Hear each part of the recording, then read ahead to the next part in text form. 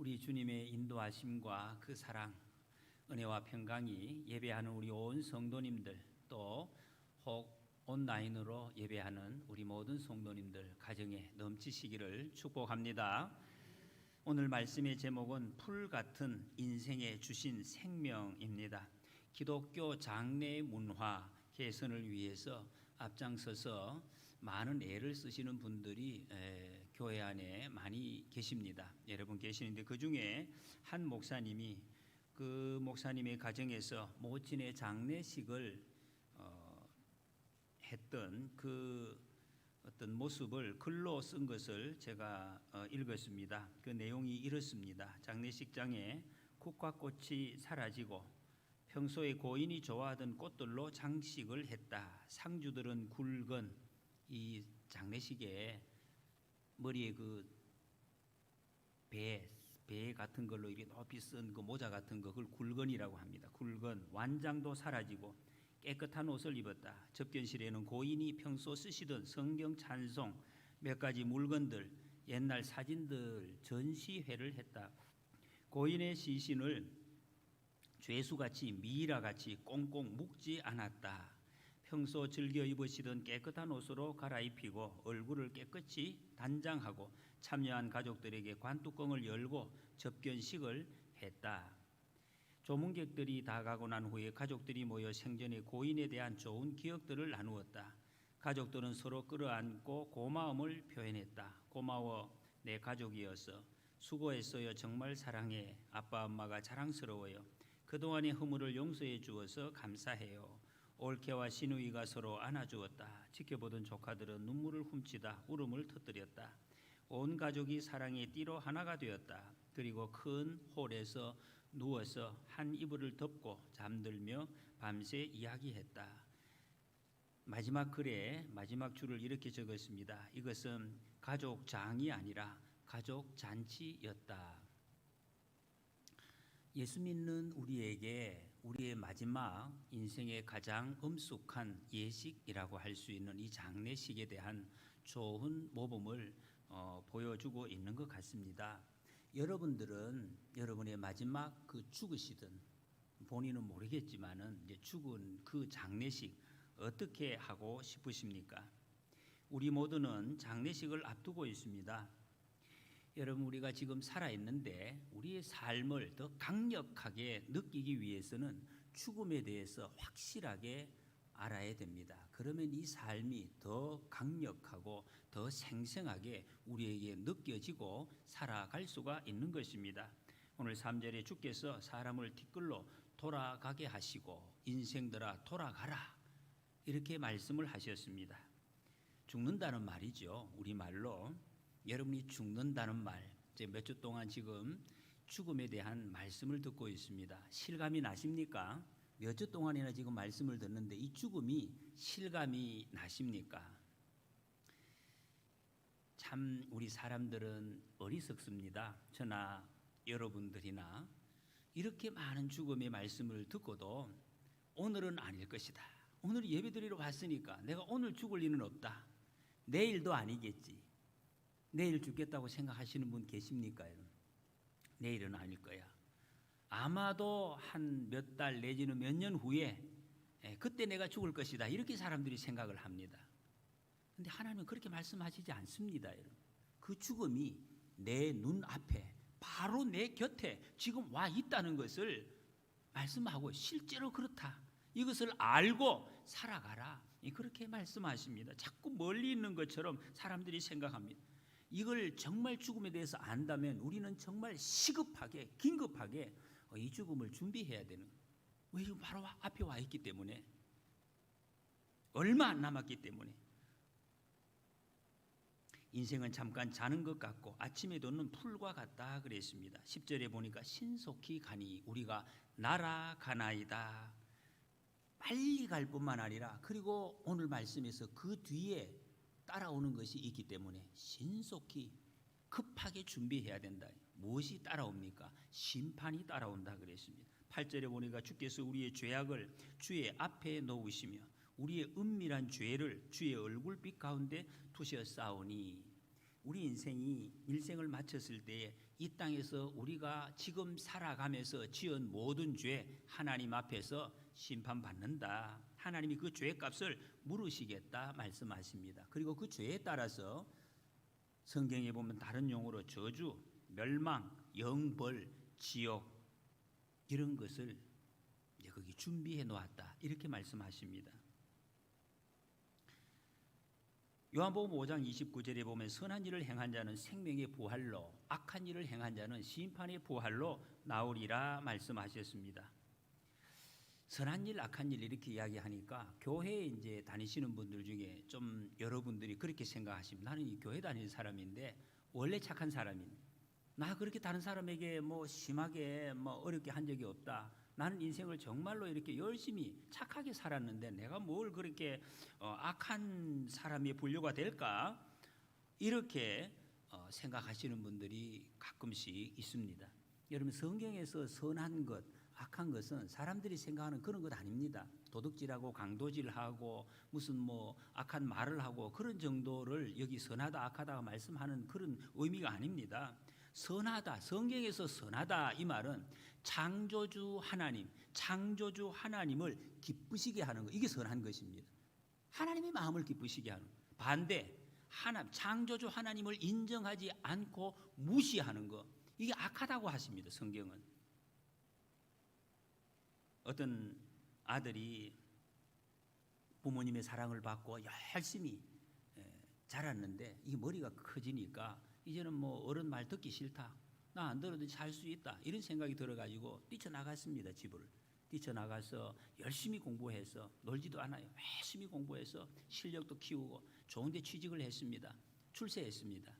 사람들이 그 아들을 보고 뭐라고 이야기를 합니까? 아유 출세했다. 훌륭한 아들이라고. 혹시 모르는 사람은 그렇게 이야기할 수 있겠죠. 그러나 그를 아는 부모는 절대로 그렇게 이야기하지 않을 것입니다. 저 자식은 후레자식이다. 천하에 정말 몹쓸 그런 자식으로 그렇게 생각을 할 것입니다. 그런 정신으로 가지고는 이 세상에 살 큰 의미가 없다. 이렇게 판단을 한다는 것입니다. 여러분 심판이 있다 이 말은 하나님께서 선을 하시는 것입니다. 우리가 그냥 막연하게 잘못해서 벌 받지 않을까 그런 것이 아닙니다. 하나님께서 심판하시겠다.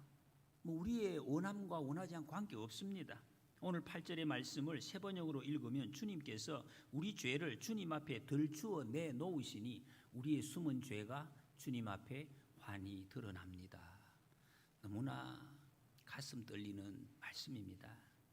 우리의 일생 지은 모든 것이 주님 눈앞에 환하게 여기에 다 드러난다는 것입니다. 여러분 이런 상황에서 눈을 뜨고 견뎌낼 사람이 있겠습니까? 인생이 다 죽는다는 말은 다 죄인이라는 말입니다. 다 죄를 지었는데 이것을 어떻게 감당할까 하는 거예요. 그래서 사람들이 일평생을 이 죽음의 두려움에 붙잡혀서 산다는 것입니다. 지난 시간에 말씀을 들은 것처럼 이 죽음을 그래서 언급하기를 싫어합니다. 사람들은 이 단어 자체를 쓰지 않습니다. 무의식 속에 자꾸 밀어 넣으려고 합니다. 부정하려고 합니다. 인간이 만드는 종교, 예술, 철학, 영웅 왜 만들었는가? 이 죽음의 두려움을 이기기 위한 몸부림이라 그랬습니다. 학자들이 그걸 만든 것이 왜 이런 것을 만드는가? 야 이렇게 사람들이 훌륭한 사람이 있다, 위대한 사람이 있다고 죽음 잊어버리고 살 수 있겠다, 뭐 이런 생각들. 예술도 마찬가지. 이것을 즐기면 죽음은 별로 생각하지 않고 살 수 있겠다고 그런 어떤 욕구에서 그리스의 철학자인 소크라테스, 한국에 자기 동생이 있는지 모르겠습니다만 이분이 이런 이야기를 했습니다. 철학의 목적은 죽기를 배우는 것이다. 인류의 인생관, 지금 역사적으로 흘러오는 많은 큰 흐름, 여러 가지 주장들을 많이 있는데 이걸 크게 두 가지로 요약을 하면 쾌락주의, 금욕주의, 이 두 가지로 요약을 할 수가 있다는 것입니다. 쾌락주의가 뭡니까? 그 뿌리가 죽음에 대한 두려움이라는 것이. 그 두려움을 잊어버리기 위한 방법이 쾌락을 즐기자, 도피하려는. 역사학자 헤로도토스는 역사라는 그 책에서 옛날 이집트에서 파티를 할 때 하는 장면을 이렇게 묘사를 했습니다. 파티하는 장소 옆에다가 관을 만들어 놓고 그 관 속에다가 인형 마네킹을 넣어두었다는 것이. 그걸 보면서 우리는 곧 저렇게 된다, 저렇게 죽을 것이기 때문에 저렇게 되기 전에 마음껏 즐기자, 먹고 마시고 마음껏 즐기라, 그렇게 쾌락을 탐닉했다는 것입니다. 이게 쾌락주의, 금욕주의, 죽음을 인정합니다. 그래서 인간의 힘으로 한번 이제 정면 돌파해 보겠다는 것이죠.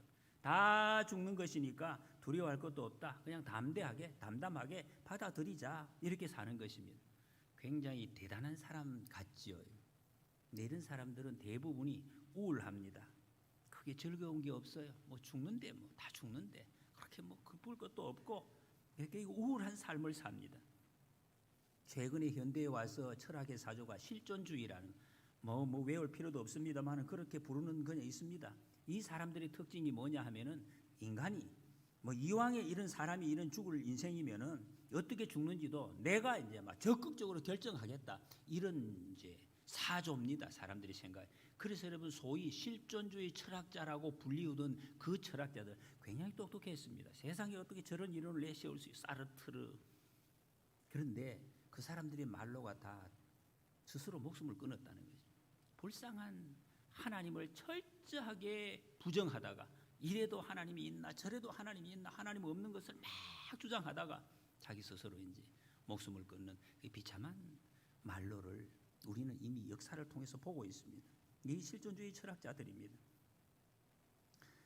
인간이 이렇게 고민하면서 애써 봤는데 죽음에 대해서 해결을 못했습니다. 답이 없습니다. 근데 죽음에 대해서 하나님의 해결책이 있습니다. 성경에 인간의 생각과 정반대, 인간이 애를 써서 되는 것이 아니라 하나님께서 주시는 것, 하나님이 주셔야만 가능한 것. 칼 바르트라는 신학자는 인간과 하나님이 만나는 방법 두 가지가 있는데, 하나는 인간이 올라가서 만나 보려고 하는 것, 종교라는 것, 종교. 그리고 하나는 하나님께서 인간에게로 찾아오시는 것, 복음, 성경에서 말씀하시는 것.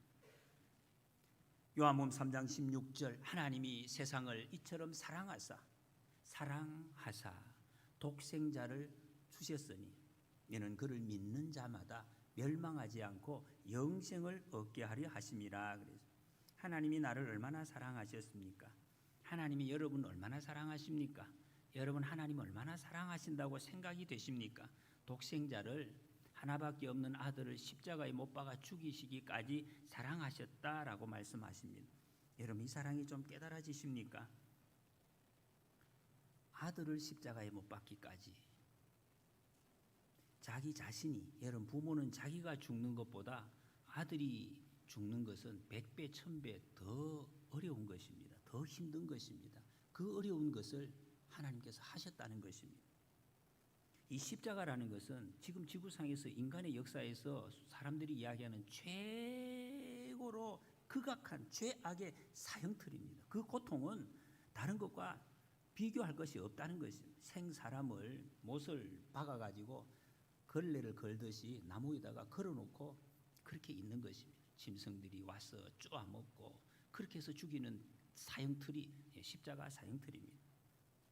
보통 사람들 이 세상에서 고통을, 최고의 고통을 이야기할 때 산고 이렇게 해요. 산고. 엄마가 아기를 낳는 그 고통이 제일 고통스럽다. 그 산고를 100으로 치면 그 밑에 다른 고통들은 전부 그 밑에입니다. 90, 80, 70 이렇게 이야기를 하는 것입니다. 그런데 이 십자가 고통은 비교할 길이 없다. 그게 사랑이에요. 왜 엄마가 산고를 그렇게 그래도 기쁨으로 감당하고 합니까? 사랑이죠. 자식에 대한 사랑, 생명에 대한 사랑 때문에 그렇게 고통을 겪고도 또 이렇게 겪는 예수님의 사랑이, 십자가 사랑이라는 말이 그런 말, 그 고통, 그 속에서 나오는 사랑, 비교할 수 없는, 이 세상에 어떤 것도 그게 어떻게 견줄 수 없는 그 사랑으로 주님이 오셨다는 것입니다. 어거스틴은 이 세상에서 나 혼자만 있어도 예수님이 오셨을까? 그래서 오셨다. 나 혼자만 있어도 예수님께서는 이 땅에 오셔서 죽으시고 나를 구원하실 것이다. 그런 믿음을 고백했습니다. 내가 무엇이라고요? 여러분, 저와 여러분들이 도대체 뭐가 있어서 하나님께서 그 아들을 보내셔가지고 막 죽이시고, 그래가지고 우리를 구원해 주셨는가? 그것을 하나님은 하나님 사랑이라고, 우리가 상상할 수도 없는 하나님의 사랑이라고 말씀하십니다. 인간이 왜 죽습니까? 죄 때문이에요. 이 세상에 죄가 들어왔기 때문에. 그 죄를 어떻게 없앨 수가 있나? 사람이 없앨 수가. 이 제일 처음에는 율법을 지키면, 하나님 말씀대로 다시 돌이키면 된다. 근데 이 율법을 지키는 사람이 아무도 없었습니다. 이것을 해결하기 위해서 제사라는 것을 하나님께서 제도를 만들어 주셨어요. 내가 죽어야 되는데, 죄의 값을 져야 되는데, 내 대신 죽이면, 양이 피를 흘려서 죽으면 이 죄를 하나씩 사해 주는 것으로 하겠다. 하나님 약속입니다. 그렇게 하셨습니다. 그런데 이 한계가 있는 것입니다. 짐승 한 마리에 죄를 한 가지밖에 살 수가 없습니다.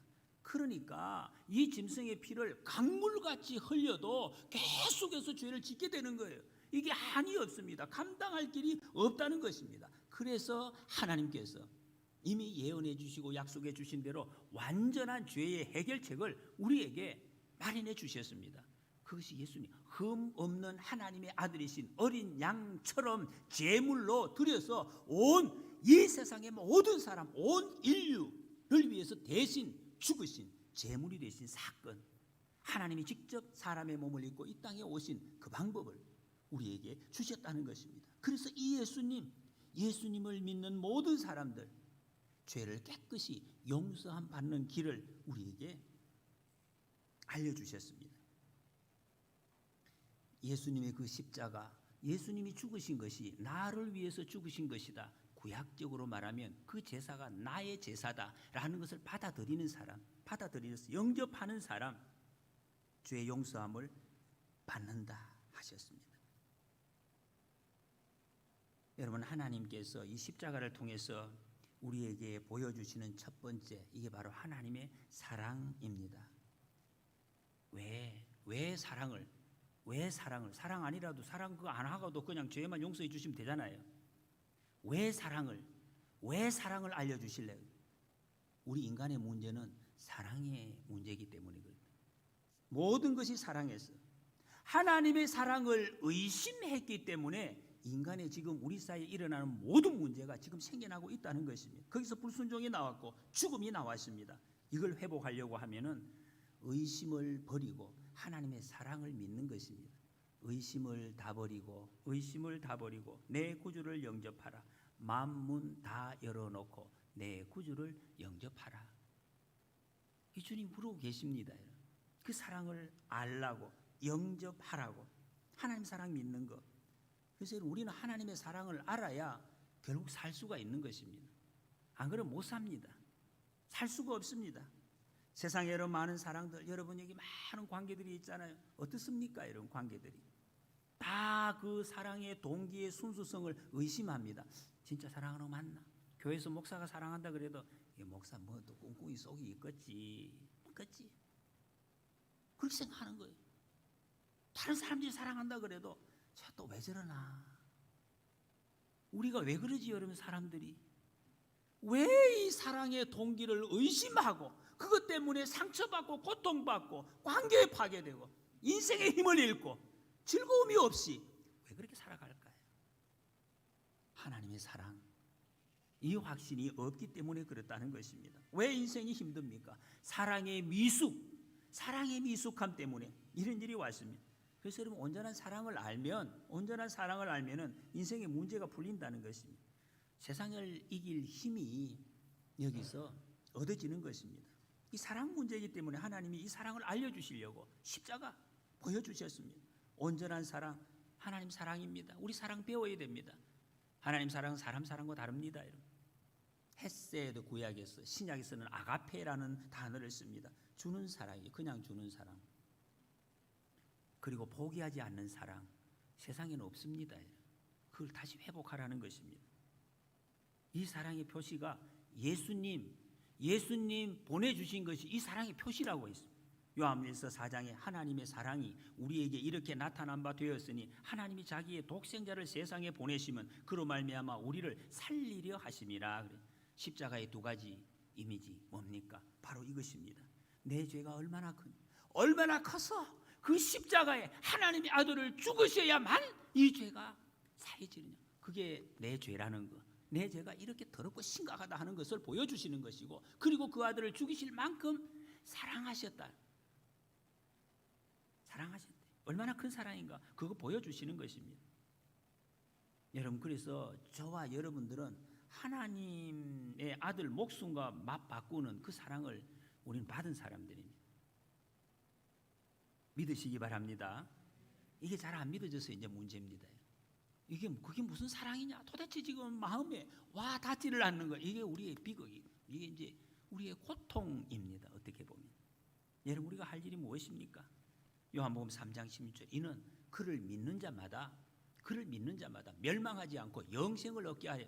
우리는 믿는 것입니다. 하나님을 믿는 것, 이 십자가 사건이 나를 위한 것이다 받아들이는 것, 그러면 멸망하지 않고 하나님의 자녀가 된다는 것입니다. 왜 그런데 못 믿습니까? 안 믿어집니까? 일단 잘 모르기 때문에. 이 사랑을 잘 몰라요. 사실 모르는 사람 많습니다. 많이 모릅니다. 나는 자격이 없다고. 대부분의 분들이 그렇게 말씀하시는 분들이 있습니다. 나는 그 큰 사랑 하나님 받을 자격이 없는 것 같아요. 제가 전도하러 다녀보면 많이 들은 말씀이에요. 전도할 예수님 믿으세요. 그럼 지금 안 돼요. 나중에. 지금은 내가 술 마시고 담배 피우고 막 나쁜 짓 많이 하기 때문에 이거 조금 좀 중단하고 술도 좀 끊고 나쁜 짓 하는 거 이거 좀 안 가고, 그리고 나중에 은퇴하고 나서 조금 나아지면은 그래도 좀 하나님 앞에 가는데 좀 깨끗하게 해가지고 가야지요. 이렇게 생각하는 기회는 없습니다. 그런 생각 모르면은 내가 뭘 해야 된다고도 생각. 하나님 앞에 그래도 어떻게 빈손으로 갈 수 있습니까? 뭘 내가 가지고 가야지. 뭘 해야 안 되겠습니까? 왜 그렇습니까, 여러분? 인간적인 사랑에 우리는 쩔어 있습니다. 완전히 쩔어 있어요. Give and take. 사랑한다고 줘야 될 거 아니나? 예? 아니 줘야 사랑하지. 있어야 사랑하지. 이렇게 생각하는 거예요. 그게 사랑이라고 완전히 온몸에 절어 있기 때문에, 그래서 이 사랑이 이해가 안 된다는 것입니다. 하나님 사랑이. 여러분, 하나님 사랑은 그런 사랑 아닙니다. 황제 펭귄이라는 펭귄 중에서 아주 큰 펭귄이 남극에 사는 펭귄들이 있습니다. 이 펭귄이 알을 놓고 수컷이 알을 키우고 그 새에 이제 암컷들이 먹이를 구하러 나갑니다. 그 모양을 보면은 이렇게 뒤뚱뚱하면서 이제 얼음 위로 막 걸어가는 거예요. 걸어가다가 이제 바닷속으로 들어가야 먹이를 구하잖아요. 근데 바닷속에 막 쫙쫙쫙 뛰어들어야 되는데, 그때 이제 딱 마지막에 이렇게서 막 뛰어들지 못하고 끈들끈들거리고 있습니다. 여기 막 뛰어들어요. 왜? 그 바다에 이 펭귄의 천적이라는 바다 표범이 지금 딱 잡아먹으려고 기다리고 있기 때문에, 그래서 막 못 들어가요. 그런데 결국 한 마리가 팍 들어가는. 그럼 딱 들어가면 바로 그냥 바다 표범이 삼키고 이제 죽는 거죠. 그런데 거기 들어가는 한 마리가 있다는 거예요. 그것이 자기가 죽음으로 뒤에 오는 모든 자기 종족들을 살리는 이런 펭귄이 있습니다. 그 펭귄이 어떻게 해서 자기가 뛰어들게, 자기 죽을 줄 알면서 왜 뛰어들겠습니까? 하나님이 그런 마음을 주신 거예요. 그런 동물에게도. 여러분, 이런 마음이 온 세상에 있습니다. 하나님이 주신 그 마음들, 원래 마음이 자기를 희생함으로 온 종족을 살리는. 북한에서 오신 분들 여러 번 저는 들었습니다. 정치범 수용소에서 수용되어 있는데 하루에 한 끼를 준다고. 그것도 아주 작은 밥덩어리, 혼자 먹어도 배고픈 거예요. 그런데 자기보다 더 신음하고 어려운 사람이 그걸 떼가지고 주는 사람이 있다고 그래요. 그런 사람이 있습니다. 로마서 5장에 보면 그런즉 한 범죄로 많은 사람이 정죄에 이른 것 같이 한 의로운 행위로 말미암아 많은 사람이 의롭다 하심을 받아 생명에 이르렀느니라 했습니다. 여러분, 믿음이 무엇입니까? 어떻게 믿을 수가 있습니까? 저도 청년 때, 학생 때 믿는다 그러고 교회 뭔가 믿는 거 분명히 있는 것 같은데 안 믿어져요. 그래서 사람들이 하는 행동들이 있어요. 기도하러 와서 입으로 크게 소리를 믿습니다, 믿습니다. 안 믿어지니까 믿습니다. 이렇게 하면 믿어질 것 같아서, 물론 그렇게 애쓰는 것도 참 하나의 가는 길이긴 하겠죠. 그러나 여러분, 그렇게 소리친다고 해서 믿어지는 건 아니죠. 믿음은 내게서 나오는 것이 아니기 때문에 그렇습니다. 그러면 여러분, 내게서 내가 힘써서 되는 것 같으면 이걸 100번, 1000번 계속 반복하면 믿어지겠죠. 믿음은 내게서 나는 것이 아닙니다. 하나님의 선물이라 그랬습니다. 하나님이 위로부터 오는 것이다. 능동적인 것이 아니라 받아들이는 것이. 하나님의 사랑을 받아들이는 거야. 아하, 받아들이는 거지. 옛날에 한 왕이 있었어. 아름다운 처녀 100명을 모집해서 자기 며느리로 간택을 하려고 했습니다. 어떤 사람? 심성이 좋은 사람, 꽃을 가꾸는 사람이면 되겠다.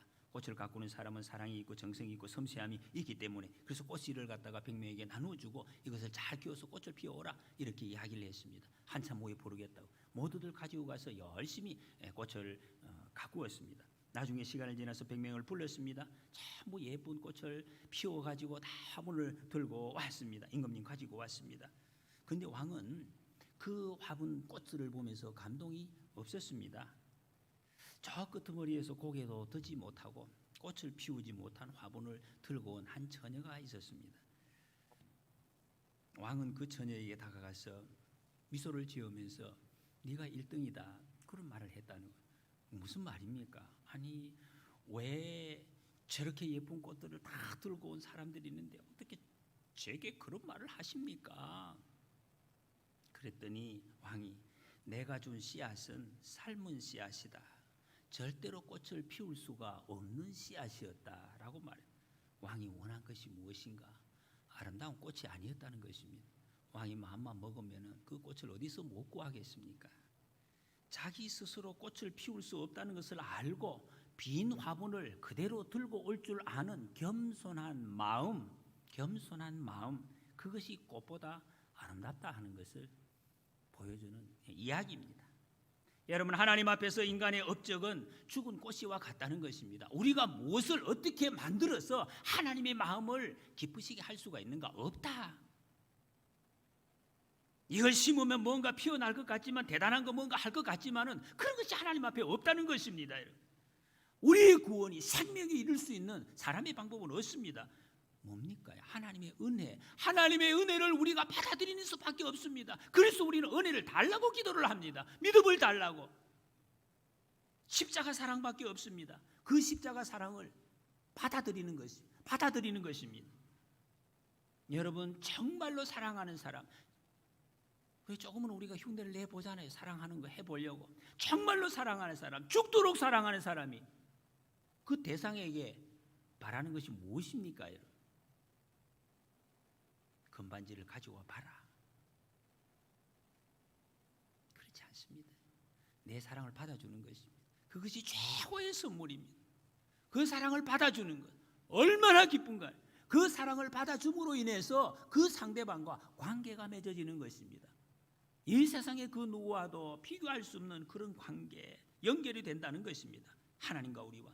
여러분, 그래서 우리 믿음이라는 것은 통로다. 이렇게 통로, 하나님과 연결되는 통로. 전기가 여기 오는데, 여러분, 이 전기가 아무리 저기 발전소에 있잖아요. 수만 볼트, 수십만 볼트가 있습니다. 있어도 중간에 퓨즈라는 게 있어요. 그것이 연결이 되지 않으면은 아무 소용없습니다. 전기의 밝기 능력 아무 소용없는, 연결이 돼 통로가 있어야 된다는 것입니다. 하나님의 생명과 능력, 축복 말할 것도 없습니다. 믿지 않으면, 영접하지 않으면 아무 관계 없습니다. 아무 소용 없습니다. 믿음 받아들이면 우리에게 어떻게 되느냐? 인내하게 된다. 야고보서 1장에 보면 이는 너희 믿음이 시련이 인내를 만들어내는 줄 너희가 알미니라. 그 다음에 인내한 다음에는 무슨 현상이 일어나느냐? 세상을 대적하게 된다. 그래요. 세상을 이기게 된다. 요한일서 5장 4절 무릇 하나님께로부터 난 자마다 세상을 이기느니라. 세상을 이기는 승리는 이것이니 우리의 믿음이니라 그랬습니다. 어떻게 세상을 이깁니까? 무엇으로? 무슨 막 주먹으로 그런 것이 아닙니다. 세상 사람들이 우리 예수 믿는 사람 보고 여러분 예수님은 정말로 세상 사람이면 어리석어요. 그 말을 여러분 부끄럽게 생각할 필요 없습니다. 그렇잖아요. 지금 다른 사람 다 이거 지금 누구 자고 있는데 우리는 여기 와서 지금 예배드리고 시간 다 적여놓고 어리석게 볼 수가 있습니다. 야, 너 예수 믿는다고 하나님 믿는다고 하는 건데 왜 병들었어? 왜 병원에 가서 지금 입원하고 있어? 하나님 너 안 사랑하는가 봐. 너 예수님 믿는다고 하는데 네 자녀들이 이렇게 막 잘 안 되네. 하나님이 안 사랑하는 것 같아. 네 사업이 지금 막 형편없어. 잘 안 돼. 예수님 믿으면 잘 돼야 되지. 그런데 너 지금 하나님이 너를 굉장히 안 사랑하는 것 같아. 이렇게 세상 사람들이 이야기를 할 수 있습니다. 뭐라고 이야기합니까? 맞아. 하나님이 나를 안 사랑하는 것 같아. 믿음이 없는 사람이지. 정말 믿음이 있는 사람 같으면 아니야. 하나님 나를 사랑하시오. 너무너무 사랑하시오. 하나님의 사랑은 내가 끊는다고 끊어지는 게 아니에요. 하나님의 사랑은 계속해서 부어지는 거예요. 끝까지 나를 사랑하실 거야. 사탄아 물러가라. 그렇게 이야기할 것입니다.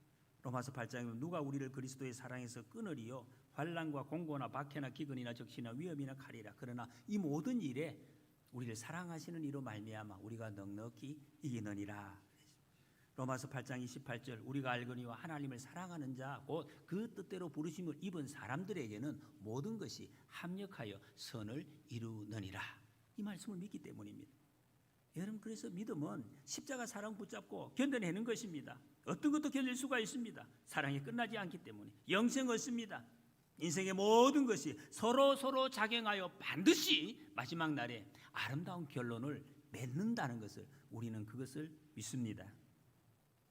예수 믿는 사람들 잡으러 다니다가 예수님 만나고 다시 예수님 믿게 된 사도 바울이 이렇게 고백을 했습니다. 내가 그리스도와 함께 십자가에 못 박혔나니 그런즉 이제는 내가 사는 것이 아니요 오직 내 안에 그리스도께서 사시는 것이라. 이제 내가 육체 가운데 사는 것은 나를 사랑하사 나를 위하여 자기 아들을 버리신 하나님을 믿는 믿음 안에서 사는 것이라. 그렇게 고백을 했습니다.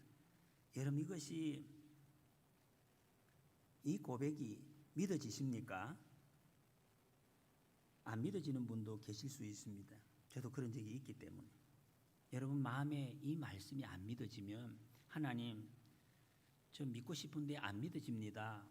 그렇게 말씀하세요. 그렇게 기도하십시오. 솔직하게. 안 믿어지는데 그냥 예 하고 있지 마시고 하나님 나는 믿고 싶은데 안 믿어집니다. 믿음을 주세요. 믿음을 주세요. 간절히 여러분 기도하시기 바랍니다. 제가 청년 때 하나님의 음성을 들려달라고 많이 기도한 적이 있습니다. 그 말은 하나님이 잘 이렇게 생생하게 느껴지지 않았다는 거예요. 교회 오래 다녔는데 하나님이 생생하게 살아계시는지 잘 모르겠어요. 계속해서 막 때를 써 금식하면서도 하나님 음성 들려달라고 막 그랬습니다. 제가 중학교 때쯤 다닐 때 어릴 때부터 교회 다녔는데 나는 커서 목사님이 돼야 되겠다. 하나님 일을 해야 되겠다. 막 그런 마음으로 기도하고 하나님 나 목사님 되겠습니다. 막 기도하고 다른 사람들도 목사 되라 막 이러고 있었습니다. 하나님 일이 너무 좋았습니다. 교회가 너무 좋았습니다. 신학교 가야 되겠다고 서원도 하고 그랬습니다. 근데 기도하면서 어찌어찌 이래서 어려운 가운데서 대학도 들어가고 그렇게 했습니다. 근데 이제 학교를 졸업하면서 신학교를 가야 되는데 그때 너무너무 걱정이 됐어요. 자신이 없어요. 야, 이거는 회사는 한번 들어가면 바꾸면 나오면 되는데 안 됐다가 이거는 한 번 가면 돌이킬 수 없는 길. 이게 어떻게 이게 가했나 말이지. 너무나 자신이 없었어요. 어떻게 할까 이거. 아니 하나님의 부르심이 맞는지 확신이 있어야 내가 가지. 하나님이 살아계신다. 하나님 내게 분명히 너 규정아 이리 와라 신학교 와라 손가락이 막 밤에 나타나가지고 불러주고 이래야 가지. 이게 없는데 내가 어떻게 가느냐 말이야. 자신이 없었습니다. 하나님 음성 들려주세요. 음성 들려주세요. 계속 기도했습니다. 응답이 없었습니다. 그래서 저는 결국 하나님 응답이 없는 줄 알고 하나님을 잘 섬기는데 취직을 해야 되겠다고 취직을 했습니다. 돈 많이 벌어서 하나님 난 하나님 배반하는 거 아닙니다. 돈 열심히 벌어서 다른 사람 11조 하지만 나는 10에 2조 3조 10에 9조까지로 난 드리겠습니다. 결혼도 안 하고 내 혼자 살면은 10에 9조를 드리고 내가 11조 가지고 살아갈 수 있습니다. 주님의 교회를 열심히 봉사하겠습니다. 정말 그런 마음을 참 어리석은 그렇게 살아갈 수 있는지 모르겠는데 실제로 막 실천하려고 애를 썼습니다. 교회 봉사하면서 내가 모범을 보이겠습니다. 하나님 이 정도면 참 잘하는 것 아닙니까? 괜찮지요. 취업을 했습니다. 취업하고 시간을 가는데 하나님께서 제게 참 여러 가지로 많은 걸 주셨습니다. 많이 주신 게 좋은 게 좋은 게 아니라 완전히 죽을 고비를 넘기는 그런 기회가 있어요. 그래서 제가 그때 도저히 일이 안 돼서 하나님 도대체 하나님 뜻이 무엇입니까? 도대체 무엇입니까? 왜 이러십니까? 이러든 저러든 뭔가 분명하게 갈라주셔야지. 그때 하나님께서 하늘에 문이 확 열리면서 천둥 같은 소리로 그렇게 들릴 줄 알았는데 그런 소리가 없었어요. 그런데 그때 제 마음속에서 조용하게 들려오는 소리가 있었습니다. 규정아, 네가 내가 네게 수백 번 말했지 않느냐? 내가 너와 함께 하겠다고. 너는 내 것이라고, 내가 너를 지명하여 불렀다고 내가 백 번이나 이야기했니? 네가 성경책 읽을 때, 목사님을 통해서 편지를 써줄 때, 설교 시간에 그 내 종을 통해서 내가 얼마나 이야기했니?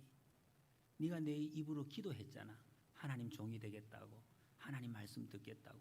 내가 그거 다 들었다. 네 기도를 내가 다 들었어. 내가 그러고 준비하고 있다. 그러면 됐지. 더 이상 뭐가 필요하니? 너와 나 사이에 계약은 다 끝났다.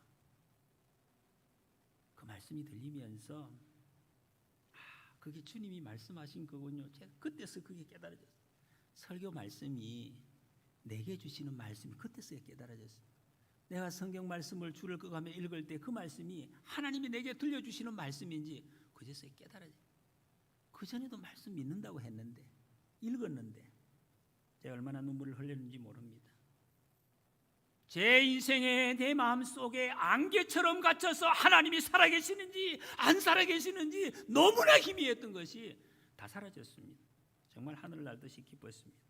주님이 이렇게 말씀하시는구나. 내 음성을 다 듣고 계시는구나. 주님은 성경책을 통해서 말씀하십니다.